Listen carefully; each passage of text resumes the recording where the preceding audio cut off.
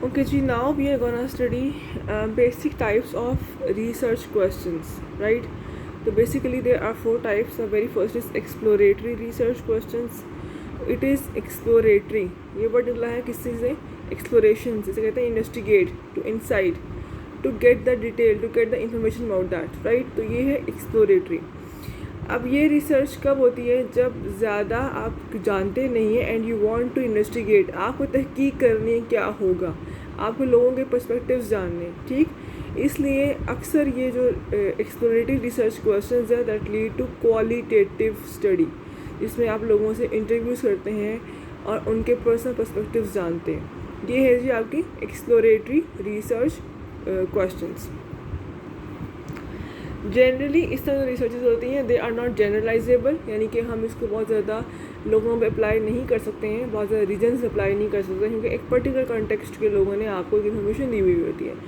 लेकिन ये specific result ज़रूर देती है, एक पर्टिकुलर प्रॉब्लमेटिक एरिया में, पर्टिकुलर रीजन में, पर्टिकुलर कॉन्टेक्स्ट में हम उसको अप्लाई कर सकते हैं। उसके बाद जो नेक्स्ट स्टडी है मेरे सामने, जो क्वेश्चन है वो है डिस्क्रिप्टिव। वर्ड है डिस्क्रिप्टिव, ये निकला है डिस्क्राइब से।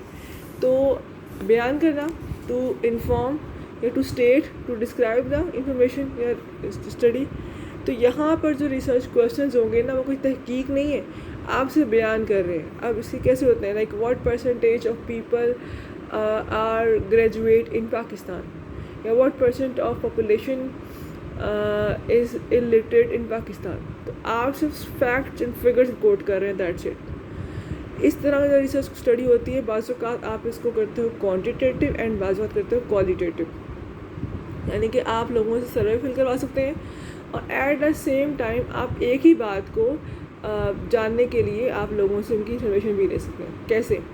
मैंने कहा what percentage of population is illiterate in Pakistan. आप एक सर्वे बना लो, क्वेश्चन और लोगों से फिल करा लें, या फिर आप लोगों से इंटरव्यू कर लें इसके ऊपर, यानी कि दोनों पॉसिबिलिटीज़ है टू गेट द डेटा। और फिर जो भी आपके रिजल्ट्स होंगे आप वो लिख दें उठा के, ठीक। तो ये है जी आपके डिस्क्रिप्टिव रिसर्च क्वेश्चंस।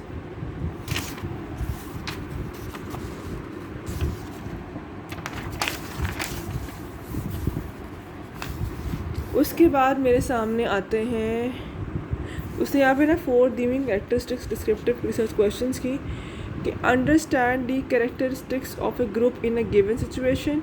नंबर 2 है जी think systematically about aspects in a given situation. Number 3 है जी offer ideas for further probing and research.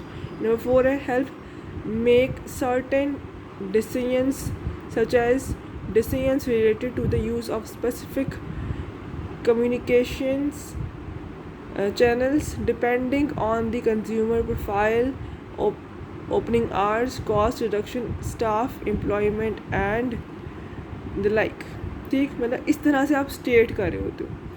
अक्सर ये स्टडीज़ क्या होती हैं? को रिलेशनल होती हैं। को मीन्स कहते हैं दरमियान में, रिलेशन मीन्स ताल्लुक़, यानी कि दो चीज़ों का आपस में क्या ताल्लुक़ है, को रिलेशनल स्टडीज़ ये हैं, ठीक। हो भी सकती हैं, नहीं भी हो सकती हैं, लेकिन हो सकती हैं। इसलिए हम सिर्फ फैक्ट्स बता रहे हैं, हम स्टेट कर रहे हैं जो भी हमारी फाइंडिंग्स आई हैं। तो ये डिस्क्रिप्टिव रिसर्च क्वेश्चंस, इन्वेस्टिगेट नहीं कर रहे हैं, राइट। नंबर 3 है जी कॉजल रिसर्च क्वेश्चंस, जो कि जनरली, इसे मैं आपसे भी एक्सपेक्ट करूँगी आप इसी पे काम करो। हमारे यहाँ जनरली जो रिसर्च होती है वो इस तरह से होती है। Again I am saying generally, ज़रूरी नहीं कि सभी ऐसे ही करें, तो they are exceptions, they are people who are doing exploratory research, लेकिन ज़्यादातर यही होती है। इसमें क्या होता है इस रिसर्च में? कॉज हमने पढ़ा है ना, एक पॉजिटिविस्ट रिव्यू का बात हमने की थी। हमने कहा था कि there is a cause for any behaviour, for any effect. तो वो जो हमने जो था ना कॉज एंड इफ़ेक्ट रिलेशनशिप है, उसको आइडेंटिफाई करना होता है थ्रू कॉजल रिसर्च क्वेश्चंस। अब होता कैसे है? जैसे मैं जानती हूँ कि let's say I can say मैंने आपके साथ अपना आर्टिकल शेयर किया था, to the impact of consumer user generated communication and firm generated communication on consumer purchase intention. तो वो जो रिलेशनशिप है दैट इज़ कॉजल, यानी कि मैं जानना चाह रही थी कि एक यूज़र जनरेटेड कम्युनिकेशन भी होती है और एक होती है फॉर्म जनरेटेड। तो इन दोनों का इम्पैक्ट क्या होगा ऑन कंज्यूमर परचेज इंटेंशन। अब आइडियली क्या होता है, पॉजिटिविस्ट कोई लेकर चल रहे होता है ये वाली अप्रोच, जिसमें कहते हैं there is an individual reality, जो कि आपके अपने माइंड से एक्सटर्नल होती है, राइट। ऑब्जेक्टिविटिस्ट अप्रोच होती है इनकी, और ये कहते हैं कि जी there is always a cause for any action, मतलब whatever I do there must be a cause that stimulates the action. तो ये इन्हीं चीज़ों को डिस्कस कर रही होती है, राइट। अब इस स्टडी के लिए there are some things to know. The very first is कि the independent and the dependent variables should covary the independent and dependent को मीन्स दरमियान में, वेरी मीन्स चेंज या आपस में रिलेट करें, राइट। इनके एक वेरिएबल दूसरे को अफेक्ट कर रहा हो एक साथ। अब देर आर वेरिएबल्स, पहली बात तो ये वेरिएबल्स क्या है, जिनकी कोई सिग्निफिकेंट कांस्टेंट वैल्यू नहीं होती, हम जानते हैं। इंडिपेंडेंट वेरिएबल क्या होगा, जो अफेक्ट करेगा, जो उस चीज़ को इम्पैक्ट लीव करेगा, वो है इंडिपेंडेंट, राइट। और डिपेंडेंट क्या है, जिसकी वजह से एक वेरिएबल में कोई चेंज आए, तो वो है वैसे मैं आपसे कह देती हूँ, the effect of user generated communication on consumer purchase intention. तो इस केस में जो भी आपका दो वेरिएबल्स हैं, तो इंडिपेंडेंट कौन सा होगा, यूज़र जनरेटेड कम्युनिकेशन, कि उसकी वजह से क्या चेंज आ रहा है, जो कि लीड कर रहा है, that is your independent variable. और डिपेंडेंट क्या होगा आपका कंज्यूमर परचेज इंटेंशन, कि उसमें क्या तब्दीली आ रही है because of a certain variable. Number 2 है जी, the independent variable should precede the dependent. Precede कहते हैं जो पहले आए। तो ज़री बात है कि हम देखना चाह रहे हैं, हम स्टडी कर रहे हैं ना, तो क्या इफ़ेक्ट होगा, इसका जवाब मिलेगा हमें इंडिपेंडेंट वेरिएबल से। नंबर 3 है जी, no other factor should be a possible cause of the change in dependent variable. इनके अलावा कोई और फैक्टर या वेरिएबल ना हो जो कि इस ताल्लुक़ को चेंज कर रहा हो, अफेक्ट कर रहा हो, मतलब सिर्फ they should be only 2 variables जो कि आपस में एक दूसरे को रिलेट कर रहे हैं। नंबर 4 है जी, अलॉजिकल, वैसे खैर ये बात इतनी 2 होती नहीं है, क्योंकि दुनिया में बहुत सारे फैक्टर्स होते हैं and there are lot of studies. तो एक ही वक्त में एक ही चीज़ को बहुत सारी चीज़ें इशू अफेक्ट कर रही होती हैं, हमें पढ़ना भी है कैसे करती हैं। नंबर 4 है जी, लॉजिकल एक्सप्लेनेशन यानी कि theory is needed and it must explain why the independent variable affects dependent variable. यानी कि ये नहीं है कि मैंने कहा कि जी मुझे लगता है कि जी इसे अफेक्ट कर रहा होगा, राइट। तो ये मुझे लगता है वाली कोई कहानी नहीं है, आपकी चलेगी। आप कह रहे हो ना कि लेट्स से कि जी एक वेरिएबल एक्स वेरिएबल वाई को अफेक्ट कर रहा है, तो there should be an evidence of that. Variable X कैसे अफेक्ट करता है, नेगेटिवली करता है, पॉजिटिवली करता है, there should be an evidence of that. और वो हमें कहाँ से मिलेगा, वो मिलेगा हमें पुरानी रिसर्चेज से, और उन्हें हमने साइट करना होता है, रेफर करना होता है, ठीक। तो there should be a theory, मतलब आप जब स्टडी स्टार्ट कर रहे हैं रिसर्च की, तो आप जो भी आपका टॉपिक ऑफ इंटरेस्ट है, आप जो भी पिक कर रहे हैं, वो हर चीज़ सेल्फ एक्सप्लेनेटरी हो कि ये क्यों लिया टॉपिक आपने, फिर आप क्वेश्चंस पर आ गए हो, फिर आप बता रहे हो जी गैप क्या है, फिर आप बता रहे हो कि आपके वेरिएबल्स थे, तो इन वेरिएबल्स से आपस में ताल्लुक़ क्या था या क्या है या क्या है, तो किसी रिसर्चर ने बताया होगा, आप उसको साइट कर दें, ठीक। साइटेशन कैसे होती है, लेट्स से मैं लिख के देती हूँ आपको। कोई एक नाम लेती हूँ,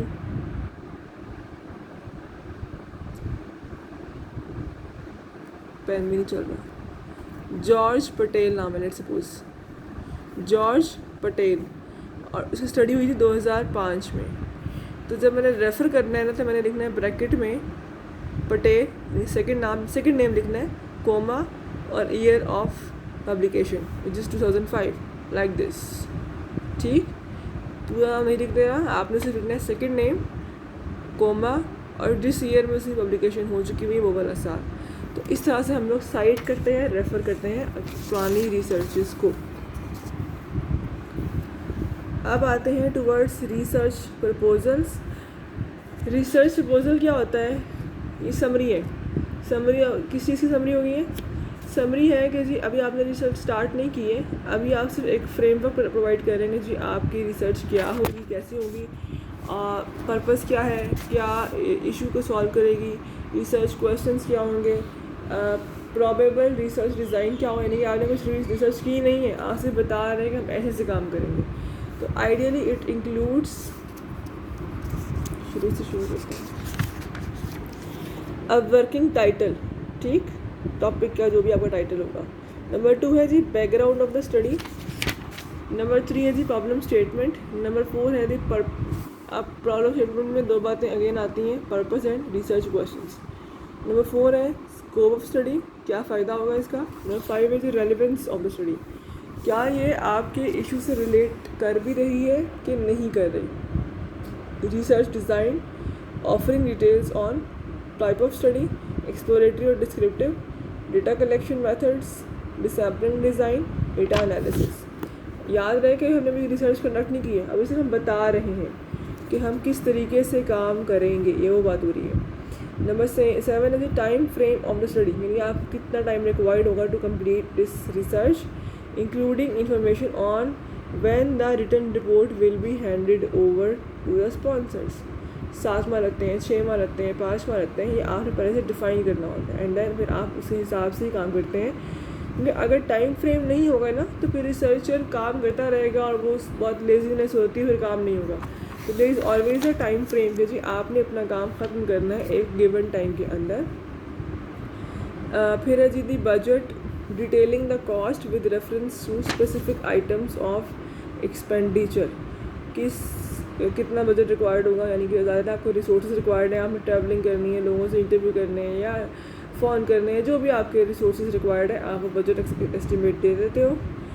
फिर है जी सिलेक्टेड बिब्लियोग्राफी। बिब्लियोग्राफी क्या होती है कि जिनको भी आपने साइट किया था ना ऊपर, जिन लोगों को, उनकी आप एक लिस्ट प्रोवाइड करते हो, रेफरेंसेस की लिस्ट होती है कि जी मैंने इन रिसर्चर्स को कोट किया हुआ है। एग्जाम्पल सिर्फ यहाँ पे दी हुई है, जैसे ये है, तो यहाँ पर सिर्फ उनके रिसर्चेस हैं, कैसे, ये उसका नाम होगा, आगे ईयर है, और फिर आगे पूरा जो भी इसका टॉपिक ऑफ आर्टिकल होगा पूरा लिखा होगा, फिर आगे किस जर्नल में पब्लिश हुआ था और उसका डिटेल्स है किस पेज पर और क्या है, ठीक।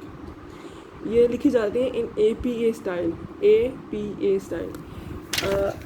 कुछ हम कवर करेंगे इसमें यहाँ पर भी APA स्टाइल को, लेकिन जैसे बता रही हूँ भी सिर्फ नाम की हद तक कि एक APA स्टाइल होता है, और इसको मैं ऐसे ही मतलब हम बोल रहे होते हैं APA स्टाइल ऑफ रेफरेंसिंग, ठीक।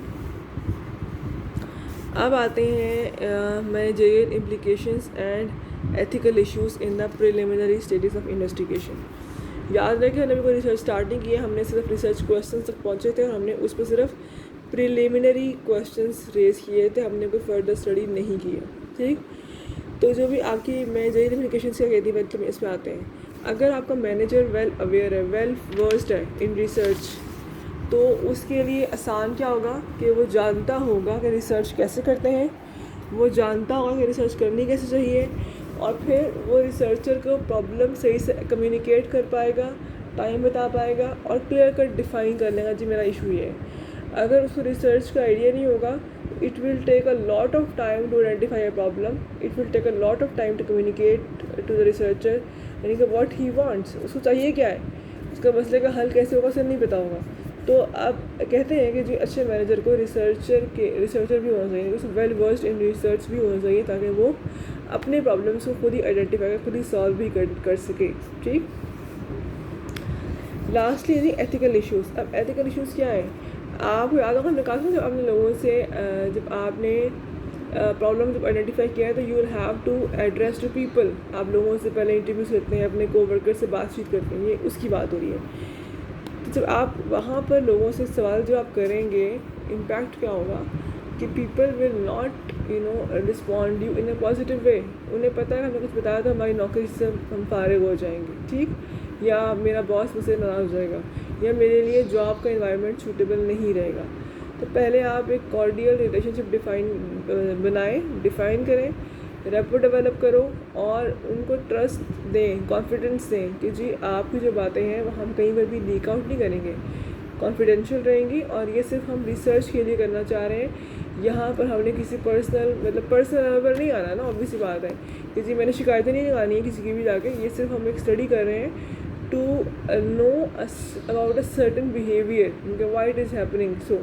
तो इसमें आप नहीं, सारे एम्प्लॉयज़ शामिल हैं, और वो मतलब बहुत प्यार से करना है ताकि आपके पास इंफॉर्मेशन रिक्वायर्ड आ सके, राइट। तो ये होता है एथिकल इश्यूज इसके अंदर, कि उनमें उनको कॉन्फिडेंस और ट्रस्ट हो आपके ऊपर, और फिर वो अपनी स्टडी आपके जो भी रिसर्च क्वेश्चन हैं उनका जवाब दे पाए, राइट। तो इस तरीके से हमारा जो I guess third module, if I am not wrong, third module is ended.